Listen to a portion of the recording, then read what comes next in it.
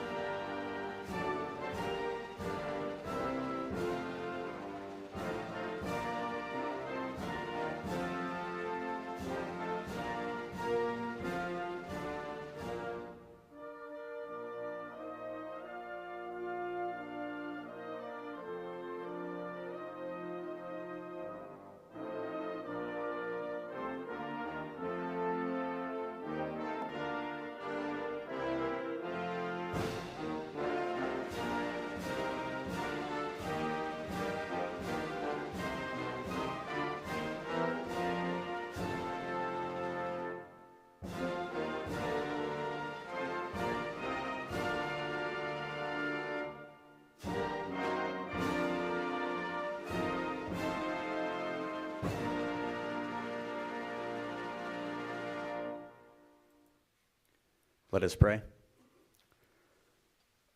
Lord, we thank you for this opportunity in gathering here today in celebration of these leaders as they transition from leader in training to leader in action. May they lead courageously and decisively each day. We ask that you be with all those serving our great nation globally and locally in any capacity. For it's in your name we pray. Amen.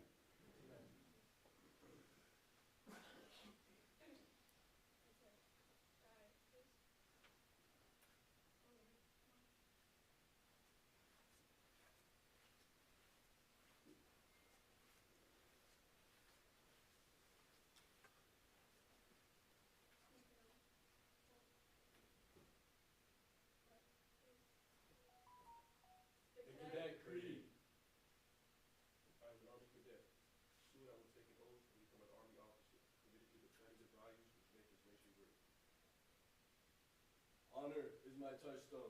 I understand. Mission first and people always. I am the past, the spirit of those warriors who made the final sacrifice. I am the present, the scholar and apprentice soldier enhancing my skills in the science of warfare and the art of leadership. But above all, I am the future warrior leader of the United States Army. May God grant me the compassion and judgment to lead, and the gallantry in battle to win. I will do my duty.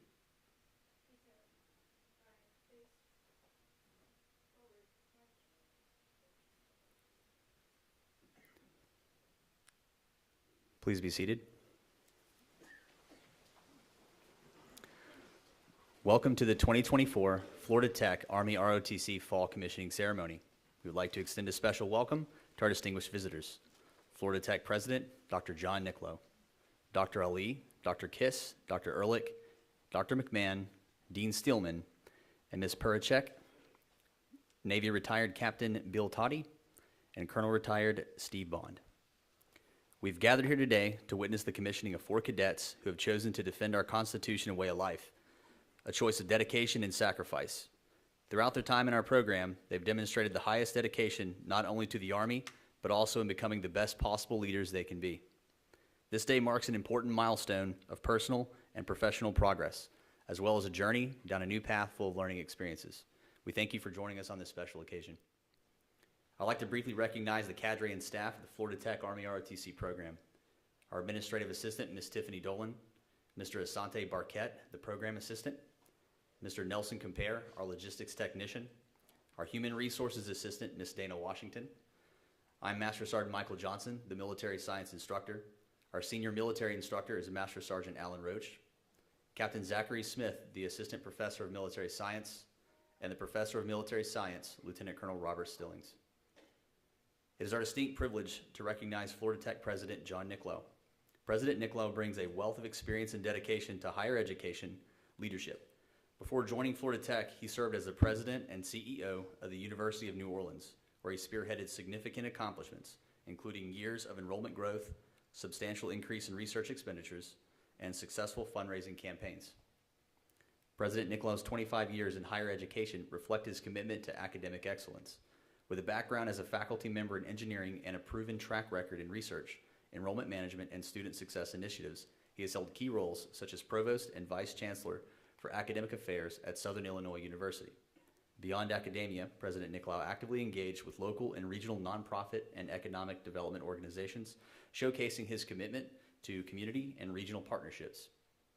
A distinguished scholar and professional engineer, President Nicklow earned his bachelor's and master's degrees in civil engineering from Bucknell University and a PhD in civil engineering from Arizona State University. His research focused on STEM education advancement and environmental and water resource systems optimization has earned him recognition nationally and within the American Society of Civil Engineers. He and his wife, Dr. Stacy Nicklow, are proud parents to their son, Ethan, rounding out a life dedicated to education, research, and community service. Ladies and gentlemen, Dr. Nicklow.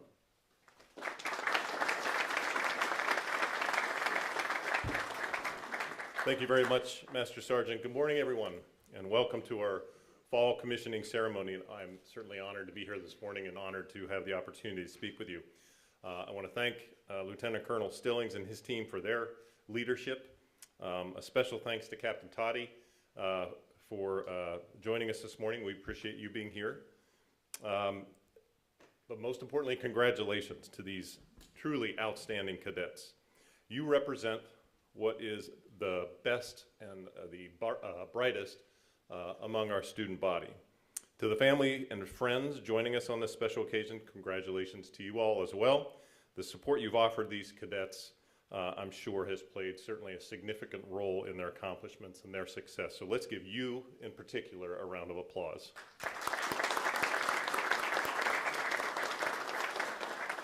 You know, Florida Tech is extremely proud of its Panther Battalion ROTC program, and more importantly, proud of the fine young people that participate and are part of it. ROTC is a life-changing experience rooted in self-discipline, the pursuit of excellence, and commitment to our country. There's arguably no more selfless calling than military service. I had the privilege of beginning my career in uniform as an environmental engineering officer, Lieutenant JG in the United States Public Health Service Commission Corps. That was a foundational experience for me, and the opportunity to serve my country in that capacity really was a true honor. Legendary U.S. General George Patton said, "The soldier is the Army. No army is better than its soldiers. The soldier is also a citizen. In fact, the highest obligation and privilege of citizenship is that of bearing arms for one's country," end quote. General Patton's remarks are rooted in the concept of duty and its connection to citizenship. Duty is a key word that appears in the cadet creed, and duties are referenced in the officer oath these cadets will take today. Duties are not always exciting. Duty does not ensure material wealth or rewards. Duty does not guarantee praise or other earthly accolades. However, duty is indeed sacred. Duty is honorable. And doing one's duty wholeheartedly and with excellence owes to a strength of character, an abiding spirit of resolve, and a devotion to something bigger than oneself. So I'm incredibly proud of these cadets we commissioned today. You've demonstrated that duty and honor inform the path that you walk every day and in this life. You're examples to your classmates, to your friends, and indeed to your country. Know that we value you, know that we appreciate you, and know that Florida Tech honors you and your service always. Thank you very much.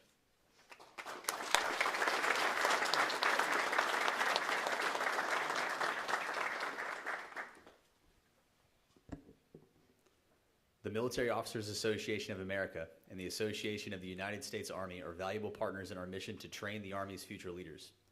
In honor of their commitment to the United States Army and future service, MOA has presented each commissioning cadet with a commissioning set and association membership.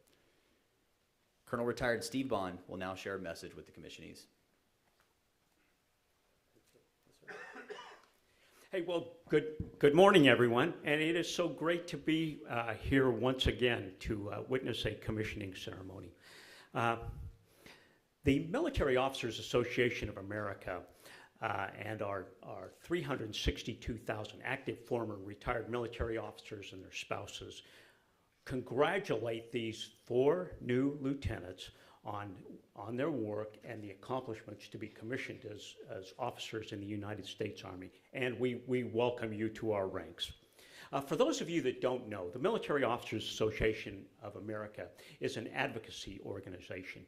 It works on behalf of all active, former, and retired military and their families to ensure that the promises that are made to veterans are kept. We are an organization of officers, but we're not about officers.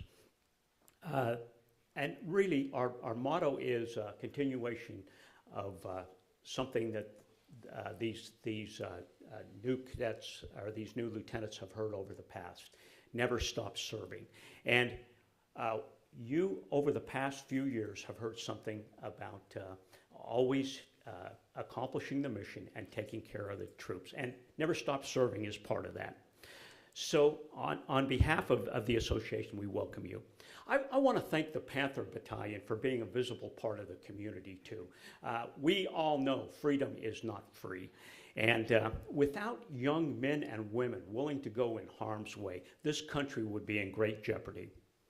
So the commissioning ceremony we're about to witness today carries on a tradition that goes back to the knights of old, where they swore an oath of loyalty to a king or a lord. And after doing so, they were recognized as leaders, trained in arms and combat. So today, these four cadets will take their oath to the Constitution of the United States and swear to defend against all enemies. What an awesome responsibility, and congratulations for taking on that commitment. For the new lieutenants, I guarantee that today is going to be a watershed event in your lives.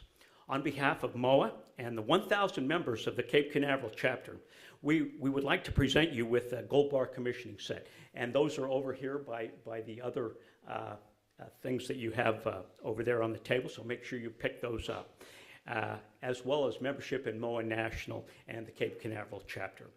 We wish you all the very best of luck as you begin your journey as officers in the United States Army. Thank you.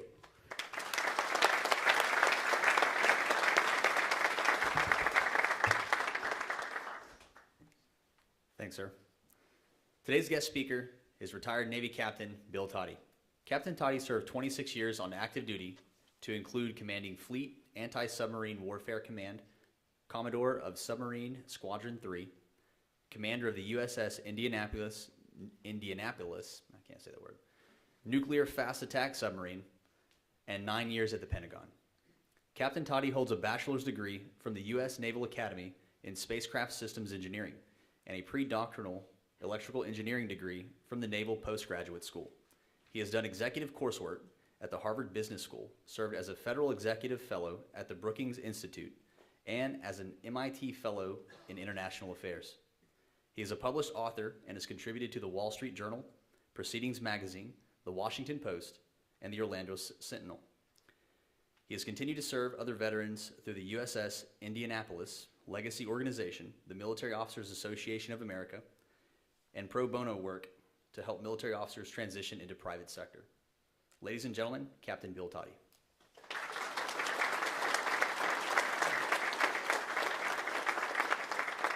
Dr. Nicolo, excuse me. Distinguished guests, commissionees, families, thank you. Don't I feel like a fish out of water? Yeah, there you go. I gotta say though, as somebody who hosts a weekly World War II podcast, I love the old, new Army uniforms.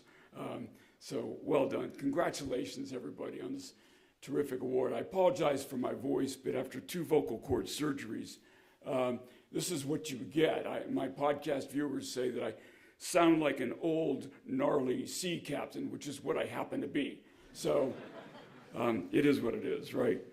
So when I was commissioned, a short 45 years ago from the Naval Academy, the Secretary of Defense spoke in my commissioning, and he spoke about matters of national security and the geostrategic environment we would find ourselves in, and all of these kind of really high-level, lofty concepts that didn't survive 5 years from when we graduated. The world is changing so rapidly that everything that he said to us, the little that I remember of it, and you're going to remember even less of mine today, everything that he said was irrelevant within a few years of graduation. So I decided, rather than doing that and talking about the global strategic environment and you're going to find yourself in, because nobody knows what environment you're going to find yourself in, I'm going to talk about some immutable concepts of leadership,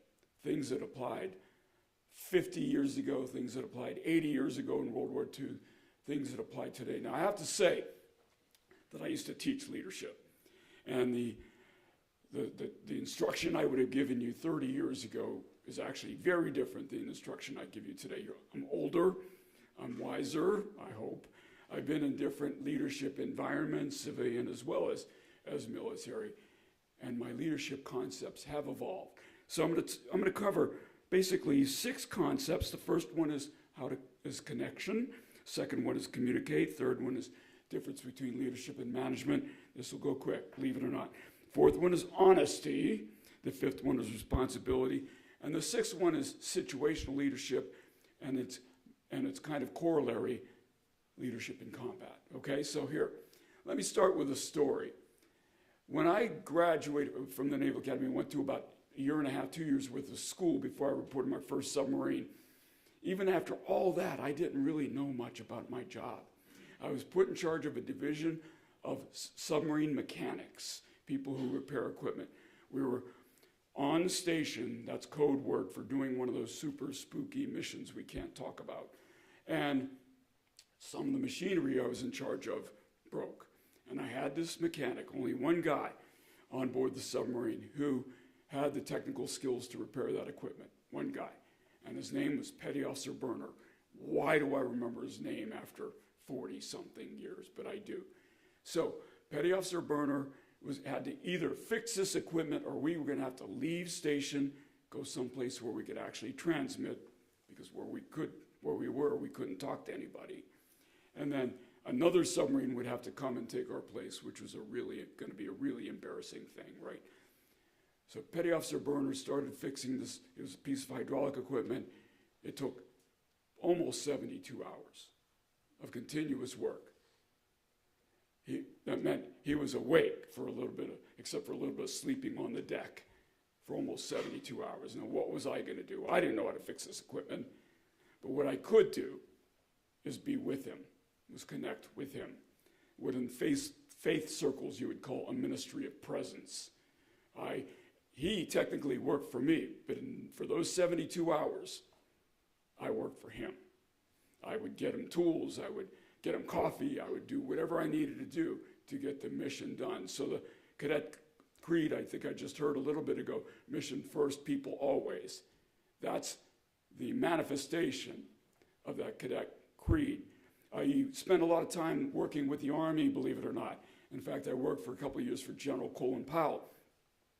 And something we in the Navy called deck plate leadership, he would call muddy boot leadership, right? No, we didn't get our boots muddy on submarines very often. And if we did, we had big problems. But that's the point, right? That's the point. Be in the trenches with your soldiers all the time, not just when you think you need to show up for visibility purposes. Be with them all the time. So that's the first lesson. Second lesson, communicate. You know, even when I was Commodore, I had 6 submarines in my squadron. I would go to sea on one of the submarines. I would go down to the trenches in the submarine. That means lower level, and where the junior enlisted guys are standing watch. And I would just stay with them for a while and just say, so how are things going? What's going on here? And it would take a while to get them to open up. I was the Commodore, right? But over time they would. And when I really knew I was going to hear something important was when one of those junior enlisted guys started a sentence with, "Sir." Okay? That's when you know to listen up, right? They're going to say something that they think you don't want to hear, but that's the moment of honesty, and that's exactly when you want to hear. You've got to be there. You know, Hollywood depicts military officers as being aloof, and I'd spent a lot of time with the British Army and the Royal Navy, and to some extent they still think that's required, right? And separate from the troops, but that's not true. In the real world of the United States military, that's not true. You're not aloof. You got to be with them. You've got to connect with them. You have to allow them to communicate with you, and that's, I think, an important lesson that you're going to need to learn. The next one is leadership versus management. They are not the same. An old Navy admiral, one of the original inventors of the computer, you might have heard of her, she used to say, you lead people and you manage things, but both of them are required, leadership and management, right? Leadership is the vision part. It's the motivation part. But if you can't do the management part, which is the nuts and bolts of making sure that things are moving forward in a very progressive manner, metrics and measure performance and things like that. If you can't do both, you're going to fail. No matter how much vision and energy you have, if you can't measure your progress, you're going to fail.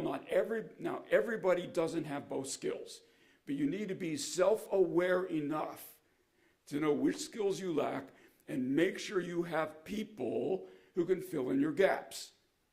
Some people are really good at the leadership thing. They're gregarious. They connect really well with people. And they say, we're going in that direction. And then a little bit, they look back and nobody's with them, right? They're out there by themselves. They miss some part of that management thing. All right, how exactly are we going to get there?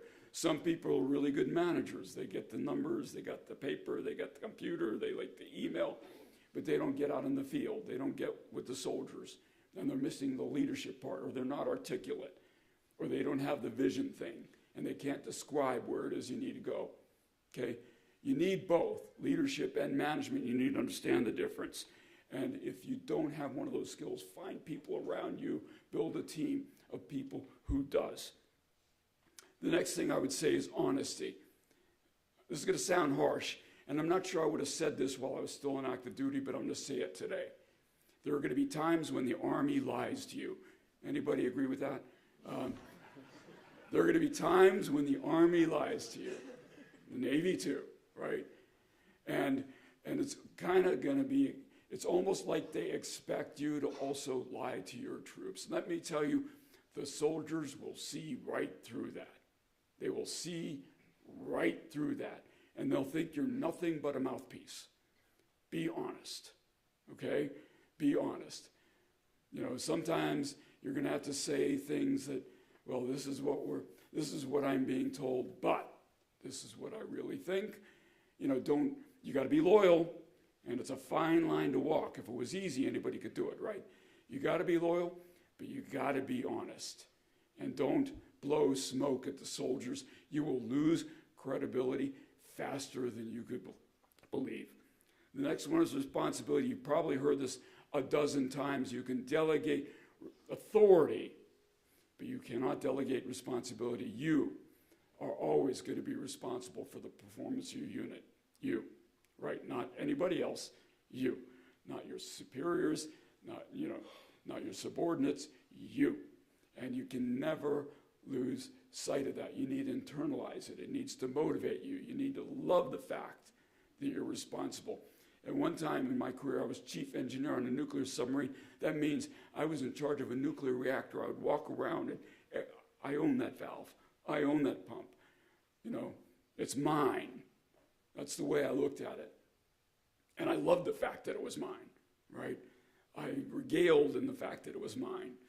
I enjoyed the fact that it was mine. If you can do that, if you can find joy in the responsibility, you're going to have to embrace the suck, always. You're going to have to embrace the suck, okay? But if you can find joy in the responsibility, it's a whole lot easier to succeed. The next one is situational leadership. Not every situation requires the same form of leadership. And you've probably learned a bunch of different forms: coaching style, authoritative style in combat. When you don't have time to debate, sometimes it's the authoritative style, right? But normally it's not. Normally it's not. Normally it's the coaching, taking all the information. Colin Powell, again, my old boss used to say, you get 51%. If you think you have 51% of the information necessary to make a decision, make the decision, okay? You're going to have to do that. But in particular, the situational leadership that's a metaphor, a corollary to it is combat leadership. And that's very different. In combat, it's very difficult to train to replicate the conditions that you're going to find in combat. It's really, really hard. And so what you end up doing is you create artificial stressors that are the closest you can to mimic actual combat conditions. And those artificial stressors will suck. I'm sorry, they will, for the troops. There's going to be a lot of complaining. We're not at war. Why are we going through this? A lot of times it involves fatigue, creating conditions of fatigue. Because in combat situations, you are fatigued, right? But there are going to be things you're going to have to do in combat conditions that it's your obligation to your troops. They're going to complain, they're going to groan, they're going to gripe. By the way, they're not happy if they're not griping. And but if you don't do that, you are not living up to the standards, your obligation to your troops to make them ready for war. We don't know what conditions are going to exist. We don't know what the war is going to be like. I can tell you that throughout the Cold War, we thought we knew what the world was going to evolve. 9/11 changed that all, right? 9/11 changed everything. We weren't ready for that. Desert Storm didn't prepare us for that. Desert Storm was major combat forces versus major combat forces. The post 9/11 world was very, very different. The future world, all I know is, again, it's going to be very, very different. Okay? The last bit of situational leadership I would give you is, in some point in your careers, you may find yourself leading civilians. When I retired from the Navy and I started leading businesses, I coined a phrase: leadership is hard, but it's even harder when you're leading people who can actually quit. It's not a problem I had in my submarine, right? In my submarine, sailors might have disagreed with me, but in final analysis, there was no place for them to go. In business, in industry, even in the military, when you're leading civilians, it's not that way.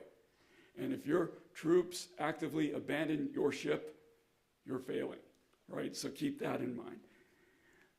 One thing that's very closely connected to leadership, but it's not a leadership skill per se, but I would tell you is that I don't believe any human being could be a good leader if they don't have a firm moral compass, a firm and objective and stable moral compass. If you don't have that, you're going to be tossed about by the winds and the waves.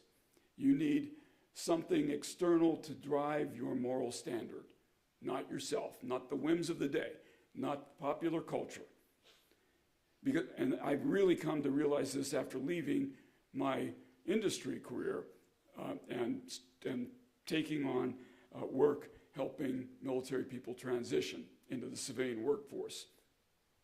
I could train job skills, but I couldn't teach people who they were. I couldn't give them an identity.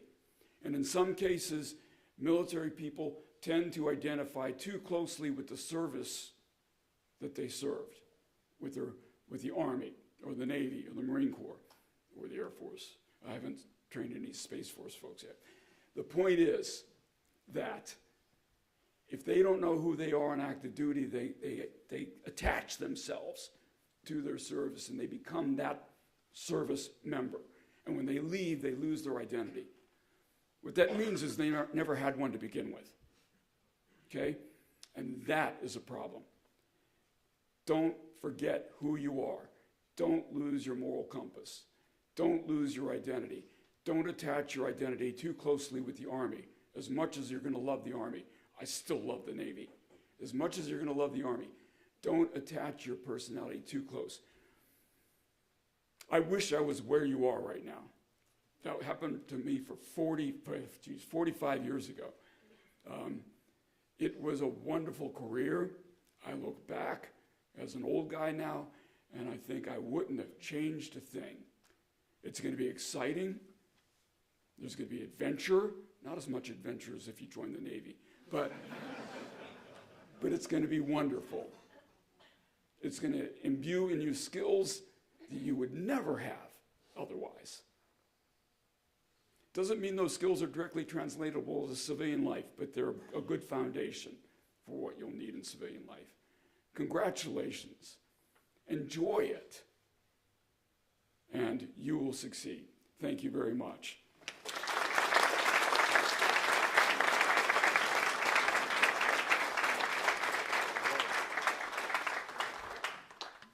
At this time, Cadet Auckland will present Captain Toddy with a gift from the commissioning class.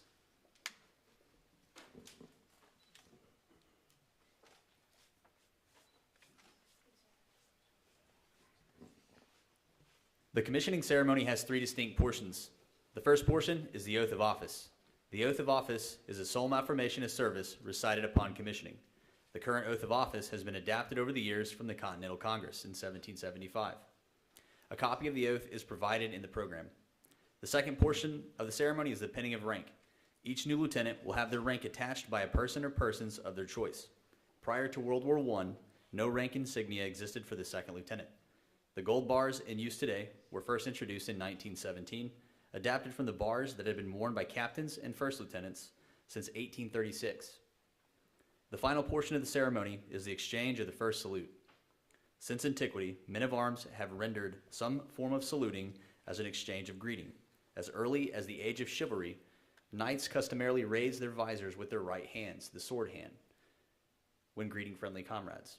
This tradition, modified to the salute we use today, continues as a sign of respect from subordinate soldiers to their seniors. The tradition of receiving one's first salute is a significant one. A respected non-commissioned officer, warrant officer, or junior enlisted soldier of the newly commissioned officer's choosing renders the salute. This symbolizes the willingness of the soldier to follow the officer's leadership even into battle. The new officer then returns the salute, accompanied with a handshake and the traditional gift of a silver dollar coin. This small token symbolizes the appreciation that the officer has for the great responsibility of their commission and in recognition for the priceless sacrifices of the soldier. Cadet Auckland, post. Cadet Haley Auckland is graduating with a bachelor's degree in organizational management. She is commissioning active duty aviation and will report to Fort Novosel, Alabama for basic officer leaders course. The oath of office will be administered to Cadet Auckland by First Lieutenant Regina Griffin.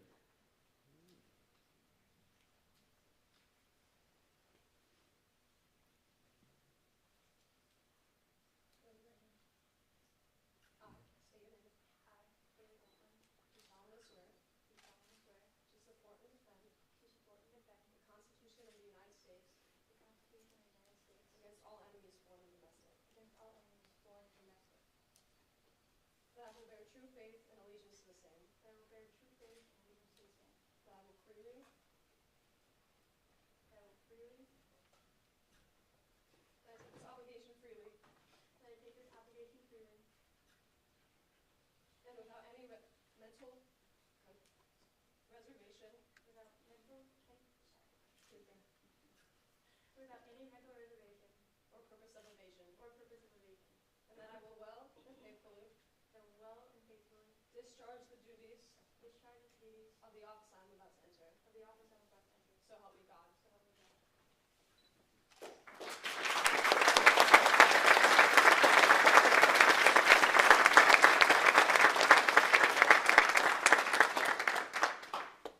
Lieutenant Auckland's brothers, Riley and Race, will now attach her rank.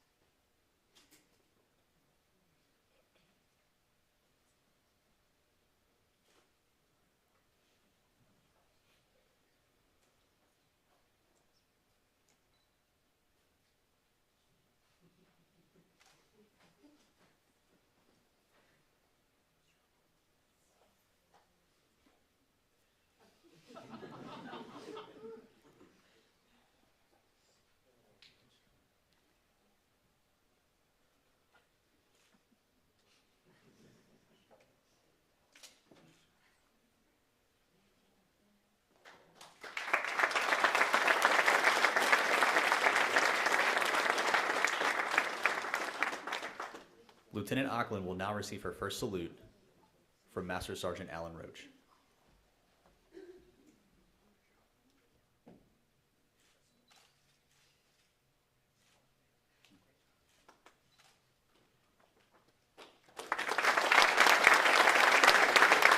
Ladies and gentlemen, I present to you Second Lieutenant Haley Auckland.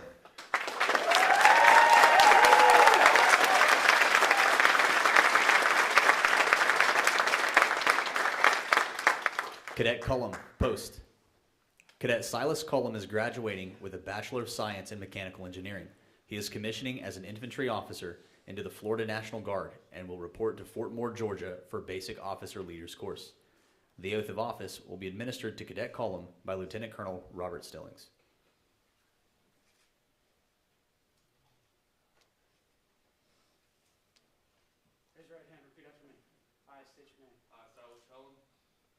appointed an officer in the Army of the United States. Do solemnly swear that I will support and defend the Constitution of the United States against all enemies, foreign and domestic. That I will bear true faith and allegiance to the same. That I take this obligation freely without any mental reservation or purpose of evasion. And that I will well and faithfully discharge the duties of the office upon which I am about to enter. So help me God.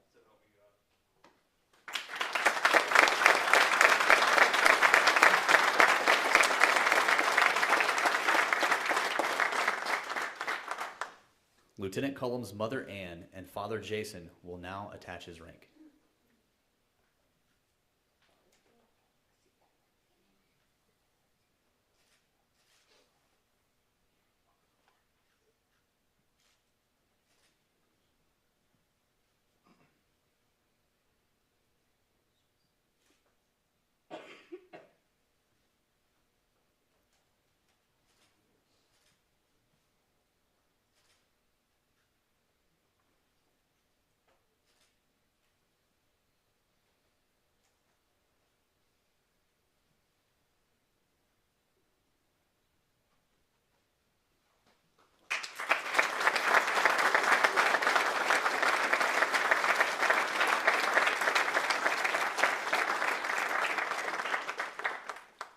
Lieutenant Cullum will now receive his first salute from Master Sergeant Alan Roach.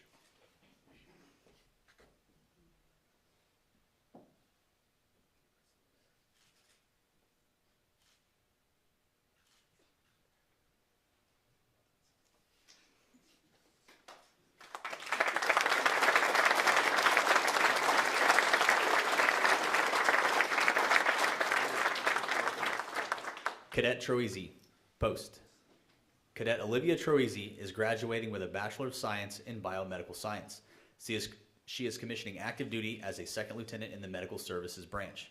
She will report to Fort Sam Houston, Texas for Basic Officer Leaders Course. The oath of office will be administered to Cadet Troisi by Lieutenant Colonel Robert Stillings.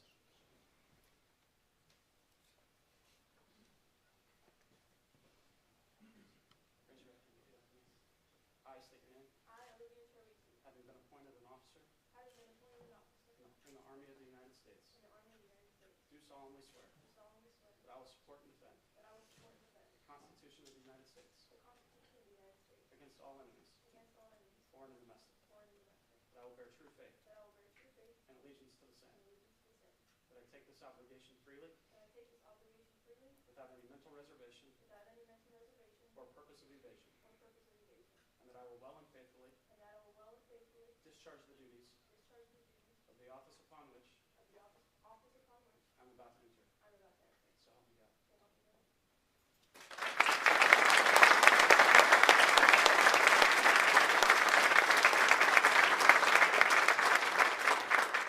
Lieutenant Troisi's father, Alex, and mother, Jennifer, will now attach her rank.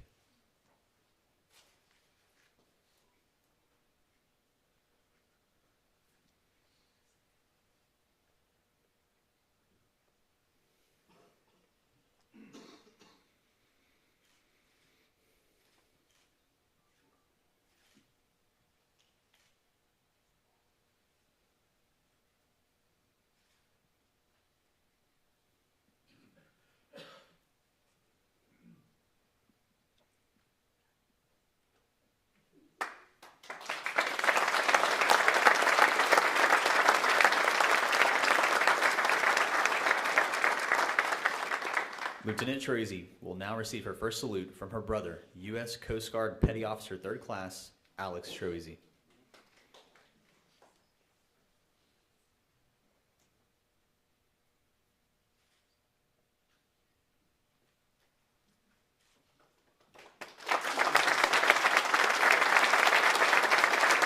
Ladies and gentlemen, I present Second Lieutenant Olivia Troisi.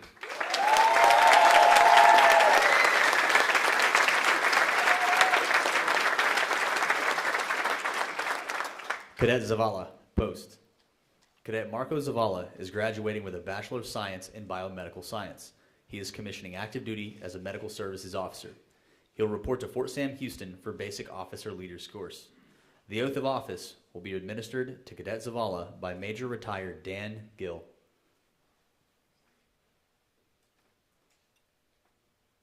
Raise your right hand and repeat after me. I state your name. I, Marco Zavala, Have been appointed an officer have been appointed an officer in the Army of the United States in the Army of the United States to the grade of second lieutenant. to the grade of second lieutenant. Do solemnly swear Do solemnly swear that I will support and defend that I will support and defend the Constitution of the United States the Constitution of the United States against all enemies, foreign and domestic. against all enemies, foreign and domestic. That I will bear true faith That I will bear true faith and allegiance to the same. and allegiance to the same. That I take this obligation freely That I take this obligation freely without any mental reservations without any mental reservation or purpose of evasion. or purpose of evasion. And that I will well and faithfully And that I will well and faithfully discharge the duties of the office discharge the duties of the office upon which I'm about to enter. of which I'm about to enter. So help me God. So help me God.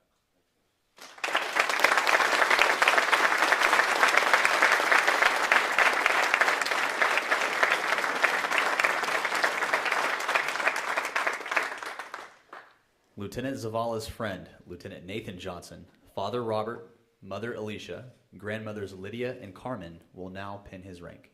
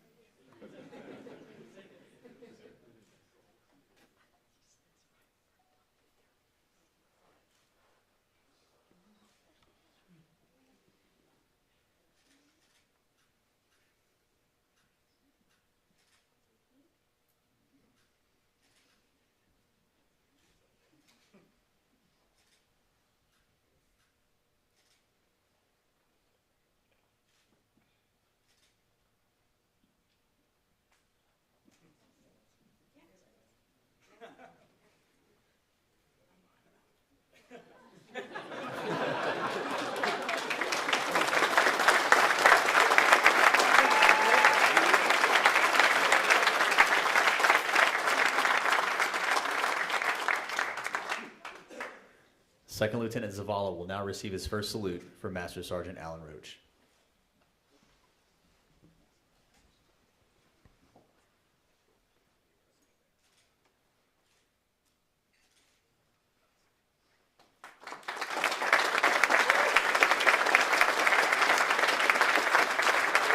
Ladies and gentlemen, I present Second Lieutenant Marco Zavala.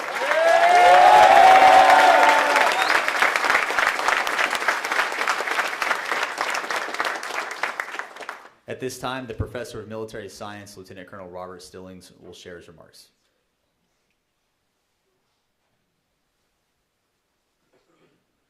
Good morning. Good morning. Good morning. There we go. All right.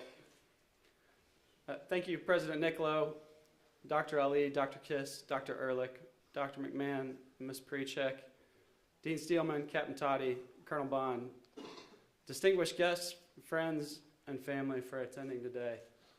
This is the biggest day in these lieutenants' lives thus far, probably. This is a huge deal. It's life-changing, and it forever sets them on a different career path, regardless of how long they stay in service. Today we have a lot of other new lieutenants who came back to join us, and to me that's a testament to the program and to the university. So where are all of you new lieutenants that we've pinned in the last couple of years? Raise your hands.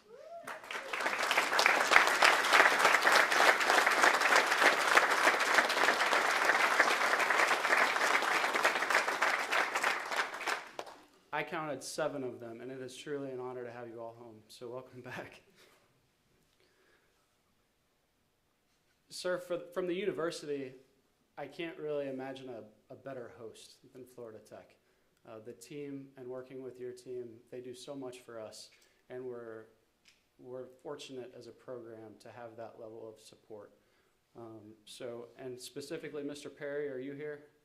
Where is he at? Thank you for your support every day. The cadets and everyone else might not see it, but we feel it, so thank you.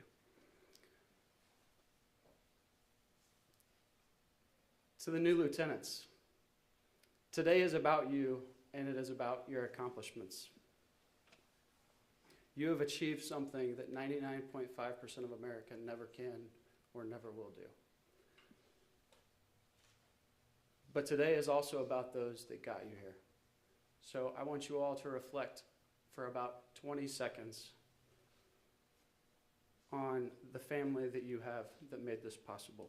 Your parents, your grandparents, your uncles, your aunts, your teachers, spouses, coaches, and all those that contributed to you today.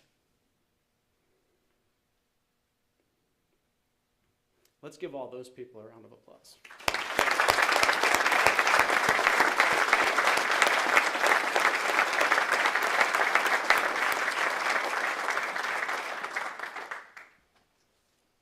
Speaking of family, I want to talk about family and climate today.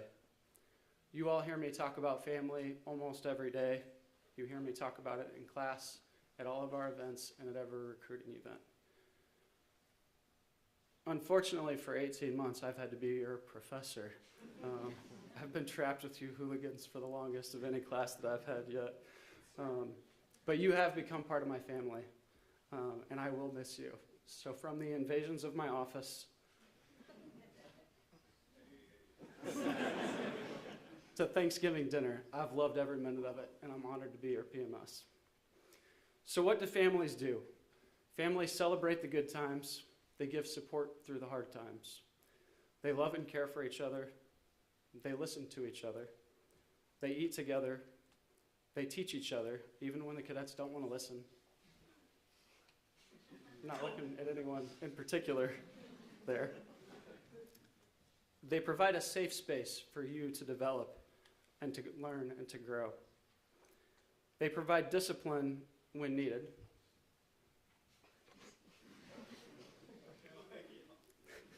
They are the biggest supporters of your dreams and your goals. And I hope that you've all felt that here. So my final lesson for you is this. This is not an ROTC thing. This is a leadership thing. It's a people thing. And it's your job to take that to your platoons. Your soldiers' parents will not be at Fort Cavazos. They will not be at Fort Moore, and they will not be at Fort Liberty. You are it. You are their family. And you must do all those things for them that families do. The reality is this. You are not normal college kids just walking the stage and graduating tomorrow. You have been given a special credential from the President of the United States and a certificate that says you are ready to lead America's sons and daughters into combat. Some of you may be deployed in less than a year, and it's your job to be ready. Lives depend on it. So prepare yourself. Finally, you are now the face of the Army. You are the Army. You must earn your title, the trust of your soldiers, and the faith of the American people every day that you put on that uniform. And in everything you do outside that uniform. It's been my honor to see you grow and to be in your family. Thank you for your service, lieutenants.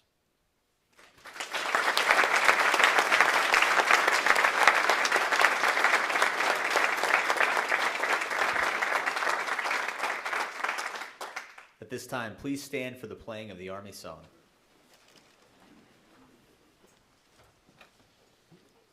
You all know it, so you can sing it too, especially in the back.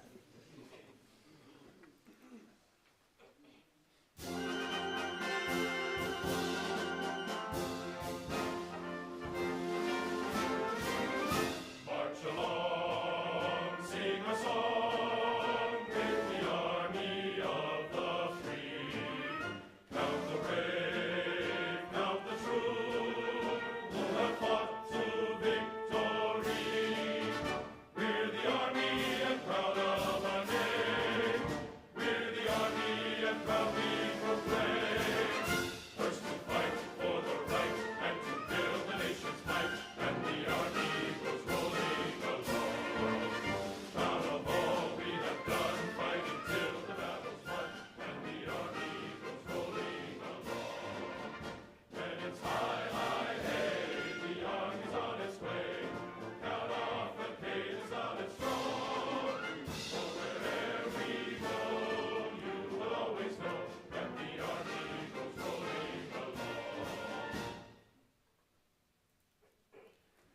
Ladies and gentlemen, please join me in congratulating the newest lieutenants in the United States Army.